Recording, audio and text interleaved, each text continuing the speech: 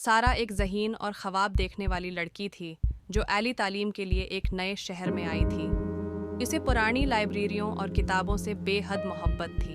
ایک شام وہ ایک پرانی کتابوں کی دکان میں گئی اور ایک پرانی گرد آلود کتاب اٹھائی۔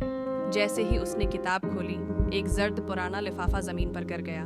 حیرانی سے اس نے لفافہ کھولا، اندر ہاتھ سے لکھا ہوا خط تھا۔ جو بھی اس خط کو پڑھے، امید ہے کہ تم قسمت پر یقین رکھتے ہو۔ اگر ہاں تو ستاروں کی پیروی کرو، وہ تمہیں تمہاری منزل تک لے جائیں گے۔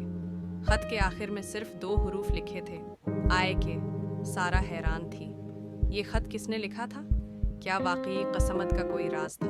انجان ملاقات اگلے دن وہ دوبارہ اسی کتابوں کی دکان میں گئی، شاید کوئی جواب مل سکے۔ تب ہی اس کی ملاقات ارہم سے ہوئی، جو دکان کے مالک کا پوتا تھا۔ جب ارہم نے خط دیکھا تو وہ مسکرا دیا۔ یہ کہاں سے ملا؟ سارا نے سب کچھ بتایا اور ارہم نے ہنستے ہوئے کہا، میرے دادا اکثر ایسے خط کتابوں میں چھپاتے تھے۔ وہ کہتے تھے کہ صحیح وقت پر صحیح لوگ انہیں پالیں گے۔ سارا مسکرائی۔ تو کیا تم قسمت پر یقین رکھتے ہو؟ اب کرنے لگا ہوں، ارہم نے نرمی سے جواب دیا اور اس کی آنکھوں میں ایک خاص چمک تھی۔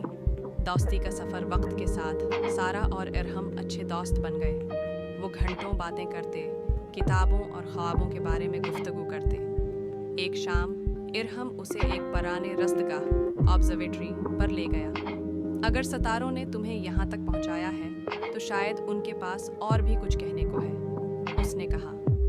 رات کے آسمان میں جھلملاتے ستاروں کے نیچے سارا نے پہلی بار ایک عجیب سی کشش محسوس کی، کچھ خاص، کچھ انوکھا۔ دل کی حقیقت، ایک دن سارا کو کتابوں کی دکان میں ایک اور خط ملا، اسی لکھائی میں۔ کبھی کبھی محبت تمہیں اس وقت ملتی ہے جب تم اس کی توقع بھی نہیں کرتے۔ اپنے دل کی سننے سے مت گھبراؤ۔ یہ پڑھ کر سارا کو احساس ہوا ارہم اب صرف ایک